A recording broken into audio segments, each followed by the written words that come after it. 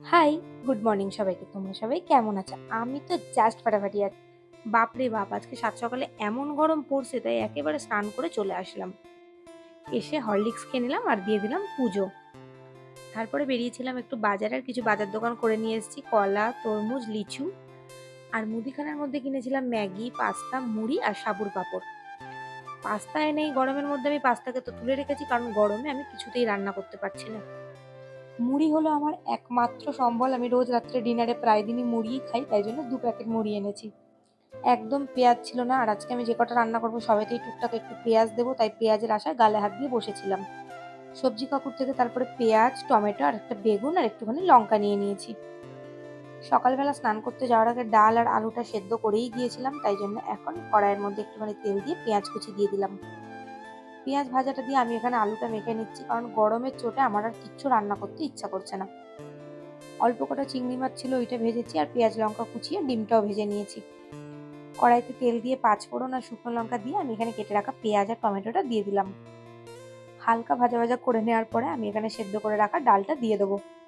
তোমরা বোধহয় প্রথমবার ভিডিওতে আমাকে এই ধরনের রান্না করতে দেখছো, মানে প্রথমবার মানে কি, আমার ভিডিওতে প্রথমবার দেখছো। আমি সবসময় মাছ মাংস এটা ওটা রান্না করি, কিন্তু আজকে আমার আর গরমের চোটে রান্না করার কোনো ক্ষমতা নেই। তোমাদের কি রান্না করতে করতে এরকম ধোয়াধুয়ি করার স্বভাব আছে? আমি কিন্তু রান্না করতে করতে সব জিনিস একবার করে ধুয়ে তুলে রেখে দিই।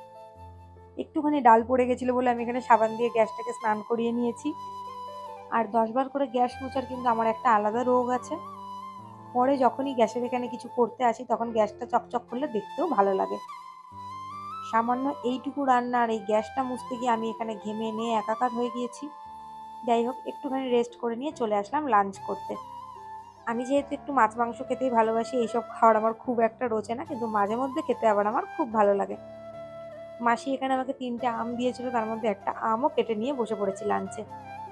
আর হ্যাঁ, তোমরা এরকম চটকাচটকি করে মাখা দেখে ঘাবড়ে যেও না, কারণ ওই ৪টে আঙুল দিয়ে টুকটুক করে আমি মাখতে পারি না। কারণ ওইভাবে অল্প অল্প করে মেখে খেলে আমার কেন জানি না মনে হয় যে পেটটা ভরলই না। তাই জন্য ডালটার মধ্যে লেবু দিয়ে আমি একেবারে ভালো করে মেখে নিয়ে ফটাফট খেয়ে নিচ্ছি।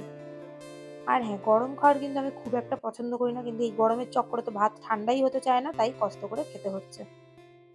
হুড়োহুড়ি করে ভাত খেয়ে চলে এসেছি ঘরে, কারণ এখন আমার মনে হচ্ছে এসিটাকে যদি গায়ে লাগিয়ে ঘুরে বেড়ানো যেত খুবই ভালো হতো। গরমের চোটে দেখো এদিকে আমার ঝুটকি বেরিয়ে গেছে, আর আমার পুচকুরা এখানে খেয়ে দিয়ে শুতে চলে এসেছে।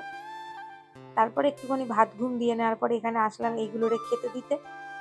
এইগুলোরে আর সকালবেলা খেতে দিই না, এদেরকে আমি বিকেলবেলায় খেতে দিই। আর দেখো খাবারটা দিতে না দিতে সেটাকে নিয়ে টানাটানি শুরু করেছে।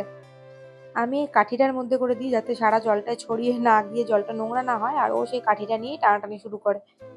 অ্যাকোরিয়ামে যে অ্যাকোরিয়াম প্ল্যান্ট দেওয়া আছে, ও চায় খাবারটাকে নিয়ে ওর মধ্যে ঢুকে যেতে। ঘরের মধ্যে এতটাই ভ্যাপসা গরম, এসিটার কথা চিন্তা করে ভাবলাম না, বাচ্চাটাকে একটু রেস্ট দিয়ে আমি একটু পাড়া বেরিয়ে আসি।